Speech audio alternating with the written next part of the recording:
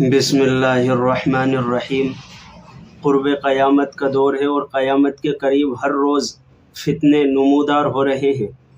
ابھی قریب میں ہی دہلی میں ایک عبدالرشید نام کا ایک شخص جو خوریزی سے تعلق رکھنے والا ہے، اور اس نے مکی مسجد میں یہ اعلان کیا، دعویٰ کیا کہ اسے رسول اللہ صلی اللہ علیہ وسلم کی خواب میں زیارت ہوئی، اور خواب میں رسول اللہ صلی اللہ علیہ وسلم نے اسے بشارت دی، اور بشارت میں وہ یہ دعویٰ کرتا ہے کہ حضور نے مجھ سے کہا کہ تم خلیفۃ المسلمین ہو، تم مسلمانوں کے حاکم ہو، تم مسلمانوں کے بادشاہ ہو۔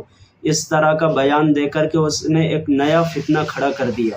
اور حیرت کی بات یہ ہے کہ آپ ویڈیو میں دیکھیں گے کہ اس نے اعلان کیا اور لوگ اس کے ہتھ کنڈے میں پھنس گئے۔